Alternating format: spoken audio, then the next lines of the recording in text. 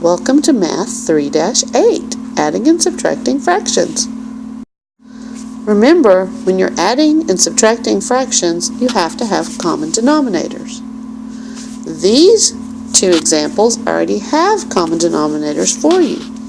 So all you have to do is add or subtract the numerators. So 4 plus 2 is 6.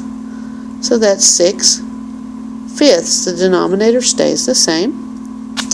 You change that to 1 and 1/5, and that's your final answer.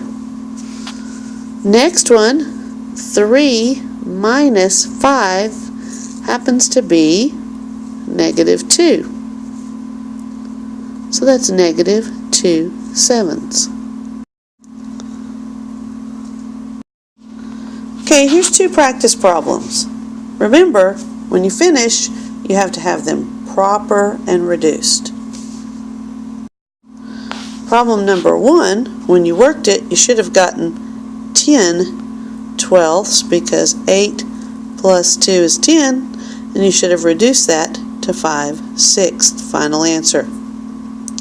Problem number 2, you should have gotten -4/9 because 3 minus 7 is -4, and that's already reduced and proper. Now, consider this problem. I've written it down in two ways. This problem is the way our book writes them. This is the way you subtracted fractions or added them when you first started learning. This way works beautifully until you get into negative numbers, and then your brain sort of has trouble with it because of the negatives. So it's actually easier to do it this way. But if it messes you up this way, try this way and keep the negatives in mind. I'm going to work it both ways to help you. Okay? Let's try the new way. Okay? I have 3/4 minus 11/12. I have to have a common denominator. So I'm going to change to 12ths. Okay? Now, this one is already 11/12. So all I need to figure out is the top number here. So I'm going to say, what did I do to 4 to get 12? Well, I multiplied by 3. 4 times 3 is 12. So now I'm going to multiply 3 times 3 and get 9. So that gives me 9/12. Well, 9/12 minus 11/12 is -2/12. Because 9 minus 11 is -2, and that will reduce to -1/6. So there's the answer. Now let me work it the normal way that you're used to working it so you can see the problem. Okay? Same thing, we need common denominators. Well, the common denominator is 12s. We've already got 12s on the bottom. On the top, you go 4 times 3 is 12. So 3 times 3 is 9. And then you have to go 9/12 minus 11/12. And many people, when they do this, they switch them in their mind and put down 2/12 and drop the negative sign. But remember, 9 minus 11 is -2. Then you have to reduce that to -1/6. I'm completely happy with both ways. Just think that this way becomes easier with the negatives, especially when you have mixed numbers and all sorts of things that we're going to encounter. Let's work another one the new way so you can sort of get in your head how to do it. Okay? So, I need a common denominator. To add and subtract fractions, you have to have a common denominator. So, the common denominator would be 24. Well, the good news is the first one already has 24ths, so all I have to do is change the second one. Well, so I'm going to ask myself, what can I do to 2 to get 24? Well, I can go 2 times 12 is 24. So 1 times 12 happens to be 12. So 21 minus 12 is 9. Okay, that will reduce. They both divide by 3. So your final answer is 3/8.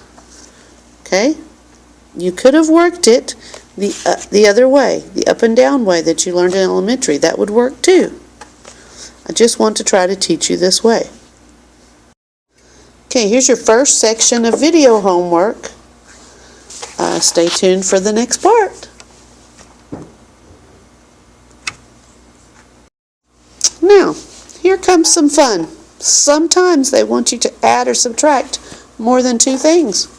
So what you have to do is come up with a common denominator, because remember, to add and subtract fractions, we must have a common denominator. You need a common denominator that works for all of these numbers, 35, 7, and 14. Well, 35 would work for 35 and 7, but it won't work for 14. So go bigger.